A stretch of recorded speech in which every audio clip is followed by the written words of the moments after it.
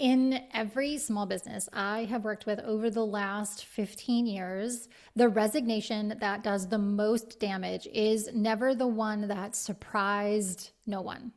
It is the one that surprised everyone, including the person who should have seen it coming. Your best employee does not leave without warning. They leave after a long series of signals that nobody acted on. And by the time the resignation letter lands on your desk, the decision is 6 weeks old, at least. Today, I want to talk about why your top performers leave, what they are actually looking for before they go, and what you can do right now in a small business with no dedicated HR department to stop losing the people you cannot afford to lose. Because here is what it costs when you do not. Replacing a mid-level employee runs between 50 and 200% of their annual salary, not their hourly rate, their annual salary. For a small business operating on very thin margins, one avoidable resignation can be the difference between a good year and a painful one.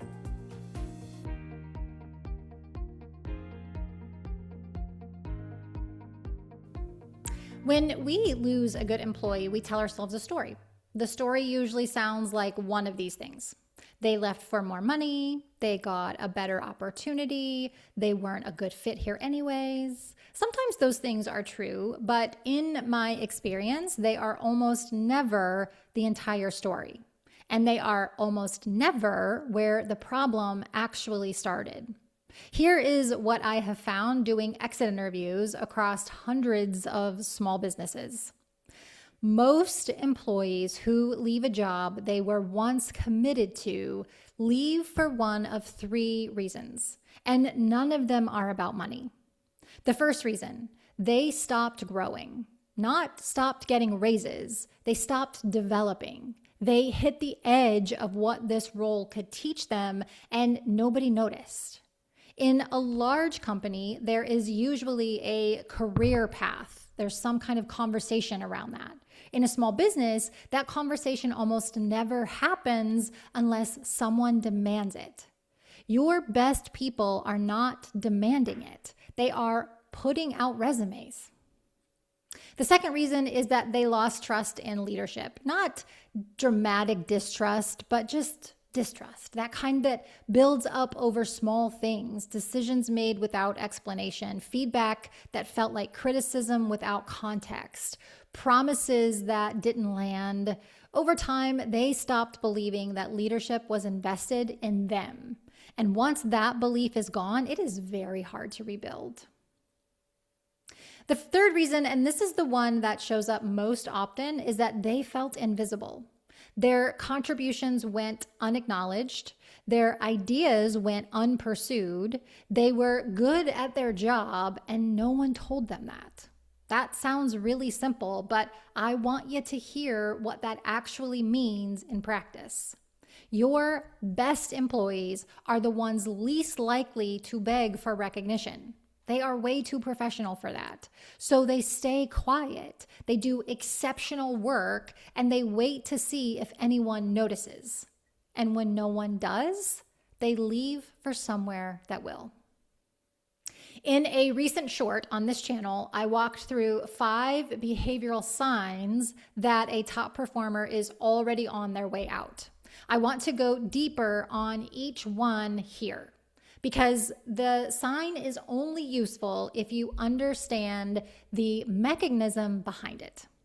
So sign 1 was that they stop asking for feedback. This one is counterintuitive because we tend to read quiet as content. But quiet employees aren't content employees. They're not complaining, so they must be fine. What has actually happened is they have completely disengaged from their own development inside your company. Development questions only come from people who see a future in your organization. When those questions stop, the future they are imagining is somewhere else. Sign number 2 is that they go quiet in meetings. So this is an employee who used to offer ideas. They used to challenge ideas. They used to push back, ask good questions. They used to get really, really excited. When that stops, your first instinct might be relief. Maybe there's less friction now. Maybe there's easier meetings. What you are actually seeing is someone who has decided their opinion no longer matters here. Engagement dropped before the behavior did. The silence is a lagging indicator. Sign 3, their schedule becomes very rigid. They now suddenly have very hard stops at the end of the day. There is absolutely no flexibility for some urgent thing. This is not new laziness. It is not a bad attitude. It is adaptation. They have learned that this job is not investing in them, so they have stopped investing in it. They are protecting their time for the thing that is. Sign 4, they stop talking about the future.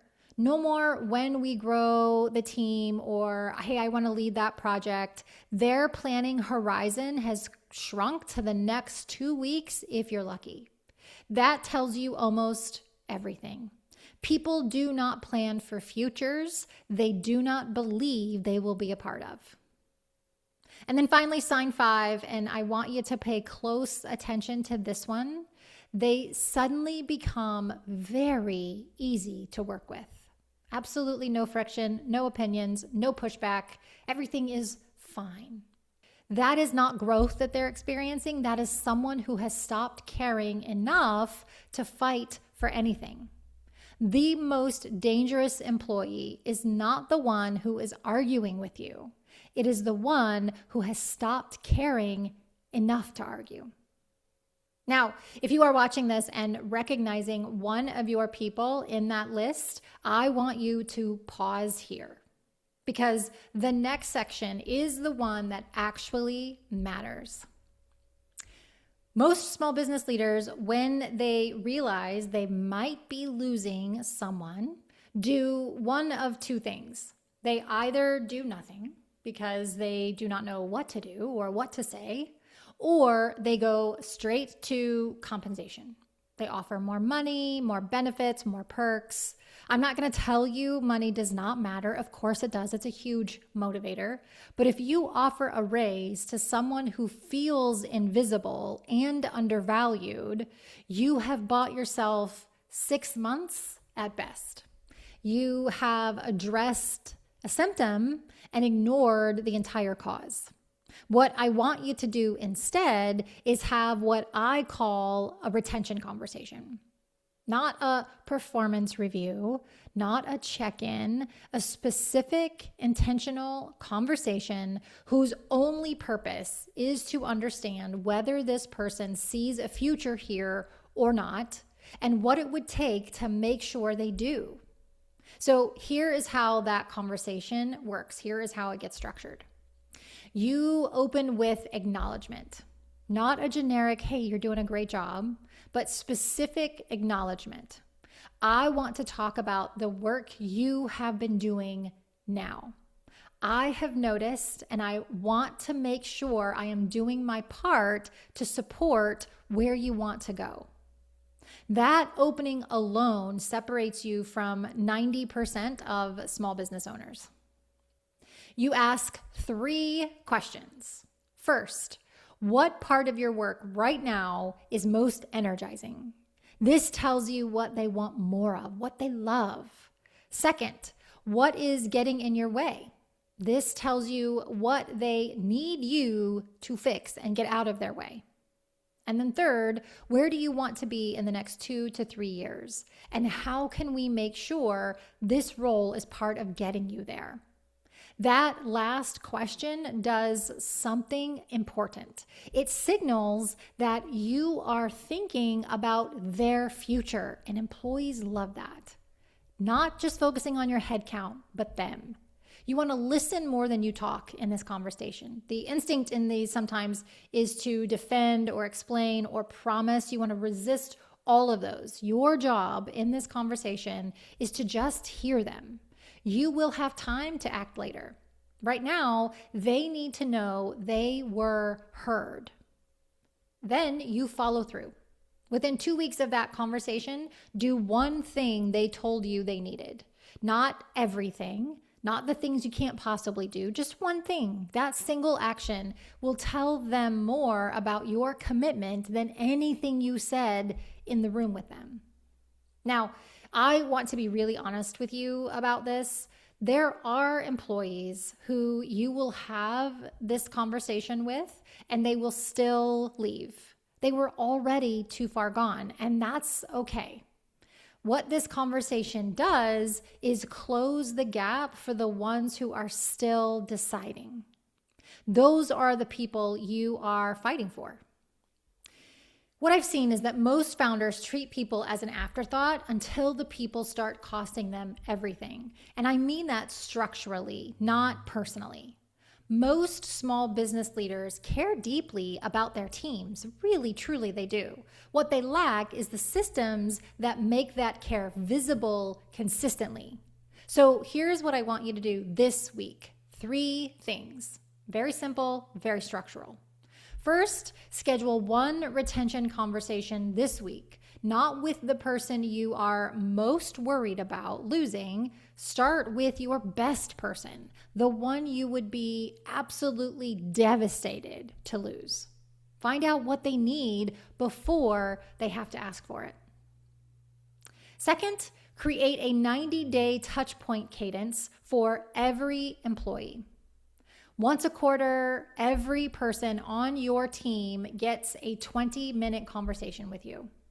Not about their performance, about their experience. Yes, this is on top of one-on-ones and other things. That cadence alone is going to tell you more about the health of your team than any engagement survey you could possibly do.